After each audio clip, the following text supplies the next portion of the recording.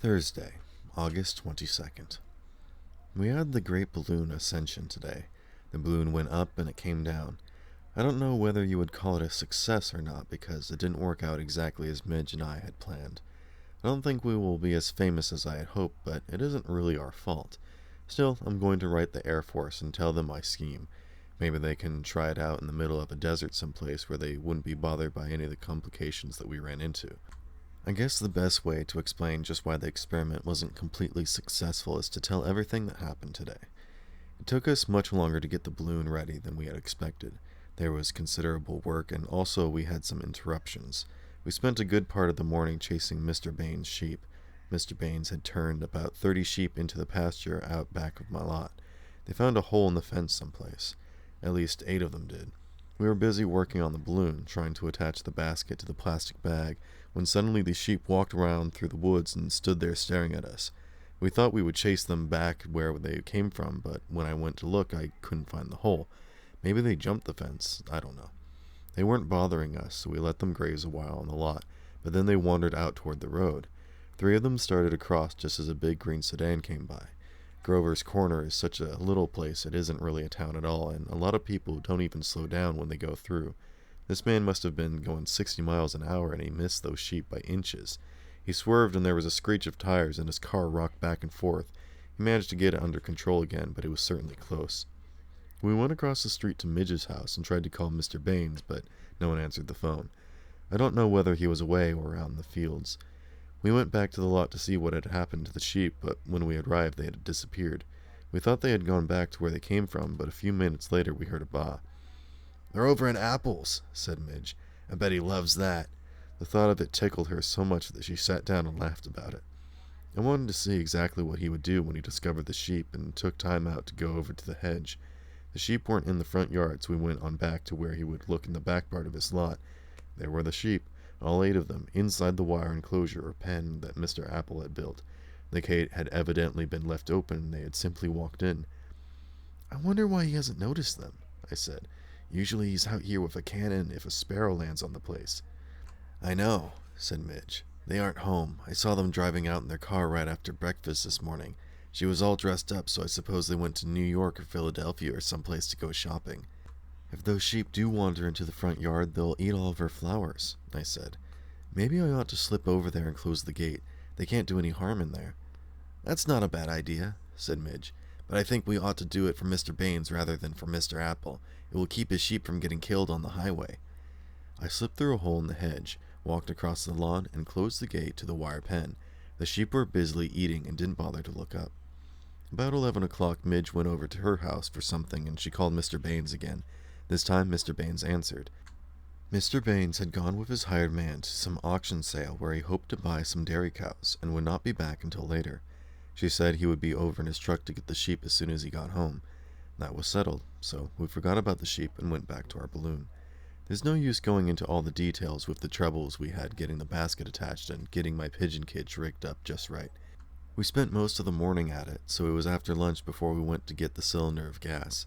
This was too heavy to handle and I had to go back and get Uncle Al's tractor and cart. We had quite a time getting the balloon inflated. I had read enough to know that you don't inflate a balloon all the way so that it's nice and fat like a sausage. Instead, it should be only half full and look sort of limp. Then, as it goes higher and higher, the gas expands and the balloon fills out. It took us half an hour to locate a hose to attach to the cylinder to use for inflating the plastic bag. Finally, we managed it. About 3:30, we had the balloon inflated just right, and it was tugging at the ropes. Everything looked promising. I'd caught the same pigeon that night before and got him and put him in the little slotted cage. I hooked up the alarm clock and set the alarm to go off in about 15 minutes. I didn't have any instruments to strap to the pigeon's leg, but since this was just an experimental run, we figured that wasn't necessary. The main idea was to prove that it would work. From the way the balloon kept tugging at the anchor rope, there wasn't much doubt that it would work. "What if it goes up too fast?" Midge asked. "How can it go up too fast?" I said. "Well then, too far," she said.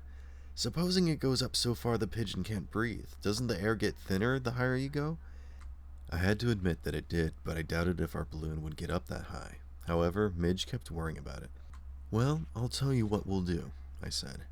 "We'll put a couple of bricks in the gondola to add a little weight. We can let it go up away on a rope to get an idea how far and how fast it will go up. The trouble was that we didn't have a long rope. The balloon was tied with a piece of clothesline that was only a few feet long. A really good strong twine would do the trick, I said. Do you suppose you could find a ball? I think so, Midge said, and started to go across the street to her house. She had gone only a few feet when she turned around and said, What about witnesses? What do you mean, witnesses? We ought to have someone who sees all this and can swear to it afterwards. Even the Wright brothers had a few people watching. I had to admit that she had a good point. The only trouble was that if we invited over a lot of people over to see our great experiment and then it flopped, we would feel foolish, just as we had when we had discovered that our oil well wasn't an oil well at all. I certainly thought it would work, but so did all those Air Force scientists when they fired their first rockets down in Florida. Instead, they blew up. I didn't know what to do. I know, said Midge. We can take pictures. That was a wonderful idea, and we both decided to get our cameras. It was about 20 minutes to 4 when I walked into the kitchen. Aunt Mabel had just taken some cookies out of the oven, but I was so excited that I didn't wait to get one of them. I rushed upstairs, got my camera, and hurried back toward the lot. Midge was crossing the street as I approached, and we reached the barn together. Agony, as usual, was tagging along with me. We had tied the balloon out in the middle of the lot, where it would be clear of the trees when it started up. There was a big stump there, and I had driven a spike into this. There was a loop in our anchor rope, and this had been slipped over the end of the spike. The wicker basket was about 6 inches off the ground, suspended by 4 ropes from the bottom of the plastic bag. We stopped and took pictures of our balloon from several angles, and then I found several bricks. Since I had put the pigeon in his cage, all we had to do was put the bricks in the basket and let it make an experimental flight tied to Midge's string. We walked up to it, neither of us suspecting a thing, and so we were both flabbergasted when we looked inside. There, sitting in the basket, was Siegfried, the Apple's white cat. He had knocked over the alarm clock, upset the cage, managed to get the door open somehow, and had killed the pigeon. When he saw us, he glared at us and started waving his tail back and forth, as though daring us to take the pigeon away from him. I've never seen anybody as mad as Midge was. She was so mad she couldn't say a word, which means that she was as mad as anyone can possibly get. She sputtered and stuttered and jumped up and down. I looked around for a stick. In the first place, Siegfried is a big cat, and I didn't want to tangle with him with my bare hands. And secondly, I wanted the stick to give him a couple of good swats. But before I could find one, Midge thought of something else. I hope you go up so high you never come back, she said, and she reached out and grabbed the rope. Just at that moment, Agony either smelled the cat, or saw him, or heard him, or found somehow what was going on. He came rushing up from behind me and made a leap. He landed in the wicker basket just as Midge pulled the anchor rope off the spike. Midge said later that she was in such a rage she didn't realize for a minute that Agony had jumped into the basket. By the time she did, it was too late. With both the cat and the dog, and of course the dead pigeon in the basket, the balloon didn't go up very fast. There is really no excuse for my not having caught the anchor rope. I guess I didn't understand what Midge had done for a minute. By this time the balloon was quite a way up in the air. I rushed over and made a leap for the end of the rope, but just missed it. Agony's in there, I said to Midge. Midge nodded dumbly. Yes, I know he is, she said. We both stood there like a couple of idiots while the balloon kept getting higher and higher. We were sort of hypnotized, and we stood watching as it kept moving on towards the top of the trees. I doubted if either Agony or Siegfried knew what was happening for the first minute or two. As the balloon drifted upward for a while, I could hear Siegfried spitting. Then he let out an angry yowl, and a minute later there was a yip from Agony. Suppose Siegfried scratched him. Then Siegfried's head appeared above the edge of the basket. I think he was about to jump out, but suddenly he saw he was up in the air and couldn't. And after that, I guess he was just too terrified to fight Agony anymore. What are we going to do? Midge asked in a scared voice. I don't know, I admitted. The balloon reached the level of the treetops and began drifting slowly over towards Apples. Midge and I traipsed along after it. I don't know what we planned to do, but I felt I had to trail that balloon and get Agony down somehow. The balloon just missed the big oak tree and then went over Mr. Apple's lawn. Midge and I followed as far as the hedge and stood looking through it. There was scarcely any breeze and the balloon moved very slowly. If Agony hadn't been in the basket, it would have been a beautiful sight, and I would have been proud of it. As it was, I was just plain scared. It drifted on with the basket swinging back and forth gently beneath the big plastic bag. Then it passed directly over the Apple's house. As it did, Siegfried poked his head over the edge of the wicker basket and saw his chance. I'll have to admit he is a pretty smart cat. He didn't hesitate, but jumped. The basket was about 8 feet above the roof, but of course there was no jump at all for Siegfried. The roof is steep, gabled slat affair, and certainly not a very good place for a landing field. Only a cat could have done it without slipping down and over the edge. As it was, Siegfried nearly lost his hold. He managed to get one paw over the peak as he landed. Somehow he pulled himself up and crouched there. He was too scared to stir. I suppose Agony wondered what had become of the cat, and he poked his head over the edge. It was the first time I'd seen him since he jumped in the basket, and I imagine it was the first time he realized that he was up in the air. I would like to have seen the expression on his face. At the time, however, all I was worried about was that he might become panicky and jump. "Stay in there, Agony," I shouted. "We'll get you down." I didn't know how I was going to get him down, but I was hoping.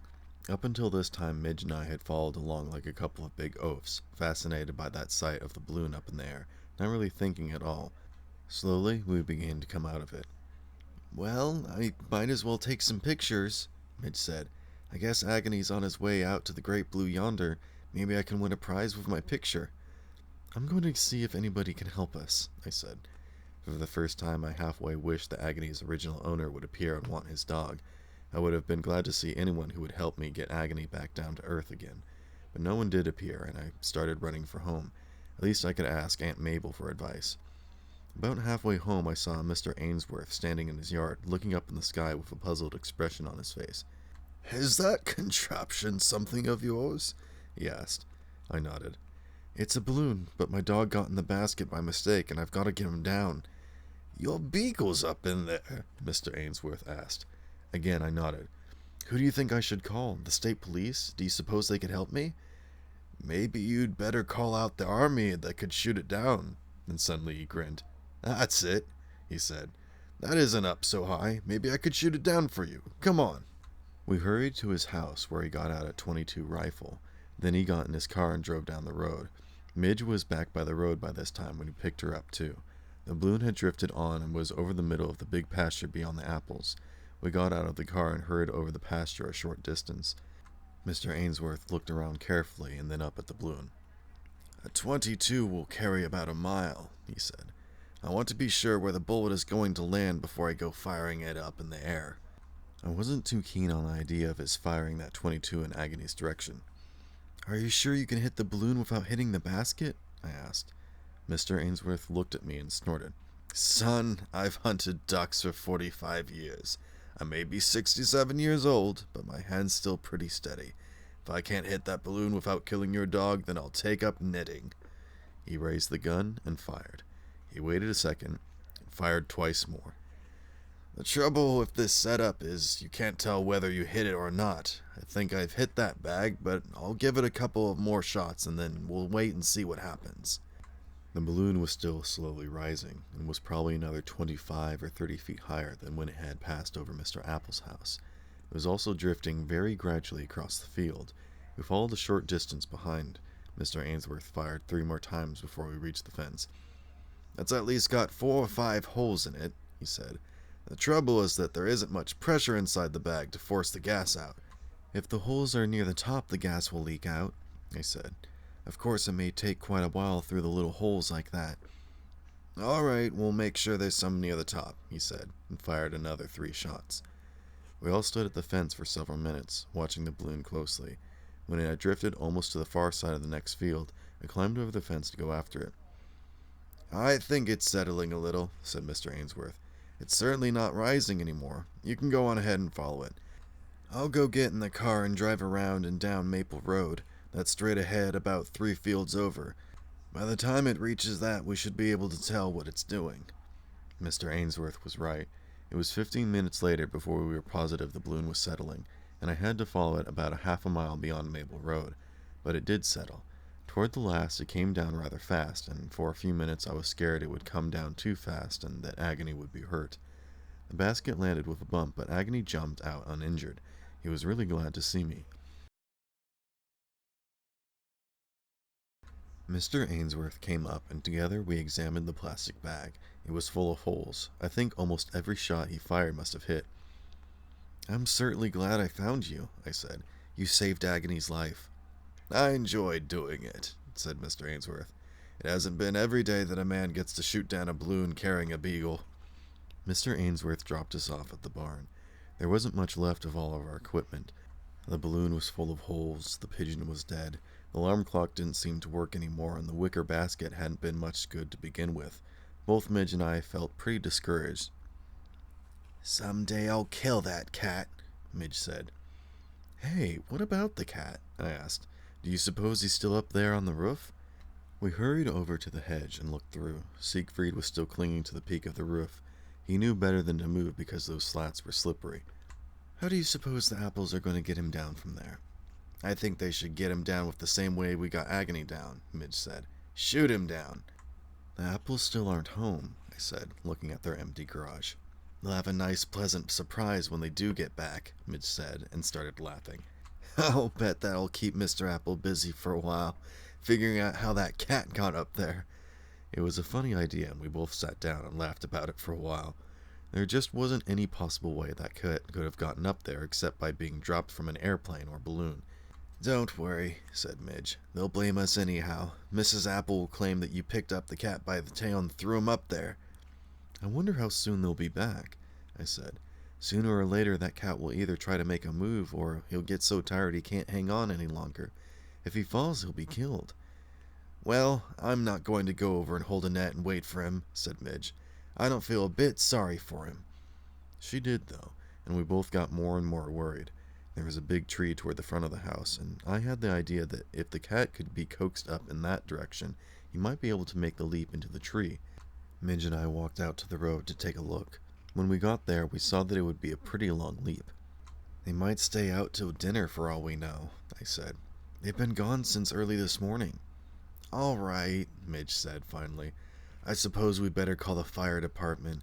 I'll do it, but I'm not going to say who I am, because whatever happens, the apples are going to be sore." The hook and ladder truck arrived at about 4:45, just when people began returning from work. Everyone thought there was a fire and stopped. People are naturally curious, and I guess they would as soon see a cat rescue as watch a fire. Anyhow, inside of 15 minutes, there must have been 30 cars parked outside the road, and there was a whole group gathered on Mr. Apple's lawn. Among them was Mr. Glass and my Uncle Al, but Midge and I stayed very carefully on the side of the hedge. We didn't see how anyone could connect us with the cat being on the roof, and we wanted to keep it that way. The firemen got the ladder up, and a man was halfway up to the edge of the roof when the apples came home. Mr. Apple was too scared to be nasty at first. I suppose he thought his house was on fire. They got out of the car, and one of the firemen told Mrs. Apple the cause of all the excitement. She looked up, and when she saw Siegfried on the peak of the roof, she nearly fainted.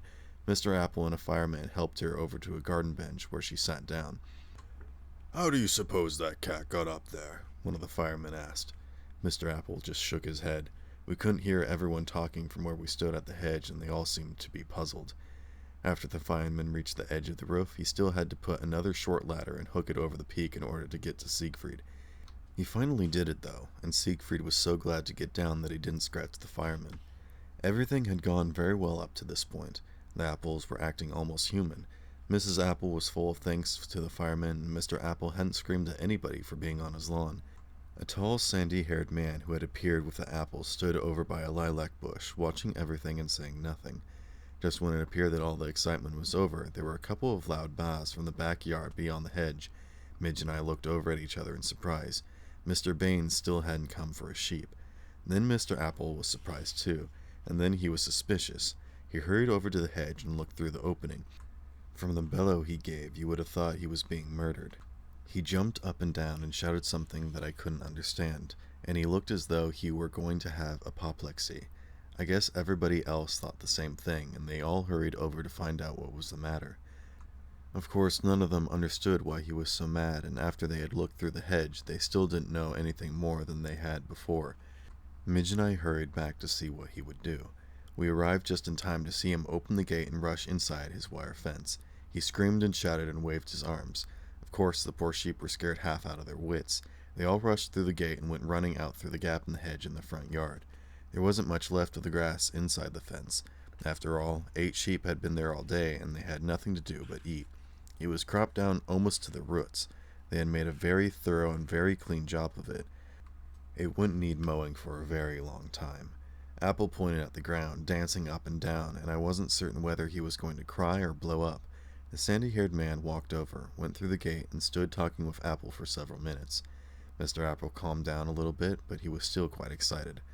The sheep went baaing off down the road, but, as I said to Midge, I thought we had done our duty by them. It wasn't our fault if Mr. Apple let them out on the road to be killed. Some of the people stood around for a few minutes longer, wondering what in the world had happened to Mr. Apple. However, there wasn't anything else to see. A fire truck drove away, and soon everyone had gone home. It was dinner time, so Midge and I went home too. Aunt Mabel was home when I got there, but she had been up to the road a few minutes earlier, watching Siegfried's rescue. Uncle Al didn't appear for another 10 minutes. "Well, that was quite a lot of excitement," Aunt Mabel said as we sat down to dinner. "How on earth do you suppose that cat got up there?" "No one seems to know," Uncle Al said, looking at me. "However, I was talking to Mr. Ainsworth just before I came in." I could tell from Uncle Al's expression that he suspected something. After all, it wasn't my fault that Siegfried had jumped in that basket, and there was no reason why I shouldn't tell him what happened, so I did. All the time I was explaining things, Uncle Al kept running his hand over his face. "If I hadn't grown up with your mother, I would swear this was a dream," he said after I finished. "What on earth was Mr. Apple screaming about there at the last?" Aunt Mabel asked. "Oh, that," Uncle Al said. "That is the explanation of our little mystery about his objections to trespassing. That tall fellow in the brown suit was Jim Weber. He used to be country agent around here years ago, and now he's with a seed company in Philadelphia. I thought I recognized him, and later on I went over and talked to him. That's why I was a little late getting back. It seems that Mr. Apple has developed some new kind of grass, or at least he thinks he has. Now this may sound ridiculous, but his grass is supposed to grow in a sort of spiral. It's a curly grass and doesn't need mowing very often. He's got this idea that it's immensely valuable, and it may be, although Weber says that such discoveries or developments never make a great deal of money. Anyhow, Apple has been working on 4 or 5 strains of grass, and this is the one he considers to be the final answer. He thinks it will make him famous. He planted a plot in the backyard behind that hedge and put up a wire enclosure around it. According to Weber, he's been so secretive and mysterious about it that it's ridiculous. I guess he was afraid someone might steal his secret. Anyhow, after a lot of negotiations and fiddle-faddle, he arranged for a seed company to send a representative up to see his great discovery. Jim Weber was the man they sent. The trouble is that when he did get out to look at it, they found that some sheep had been locked up inside the enclosure and eaten practically all the grass." Uncle Al paused and looked at me. "How did those sheep get in there?" he asked. I guess Uncle Al must be what they call psychic, because there wasn't any possible way that he could know that I had anything to do with those sheep being in Mr. Apple's enclosure. "They got through a hole in the fence at the back of our lot," I explained. "Midge and I chased them, and they went through the hedge into Mr. Apple's place. Of course, that would be the only time that he ever left the gate open to his grass plot. I guess that grass must be good. The sheep went right in there and started eating it. I slipped over and closed the gate, and Midge called Mr. Baines. We forgot all about them until we heard Mr. Apple scream. Besides, we didn't know that was special grass." "Well, Mr. Apple is very disappointed," said Uncle Al. "And I can't say that I blame him, but after all, if he hadn't been so mysterious, you'd have known that he was anxious to protect that grass and would have chased the sheep out instead of locking them in. Anyhow, Jim Weber told him that this would be a good test of the grass. If it comes back, it will be proof that it's tough."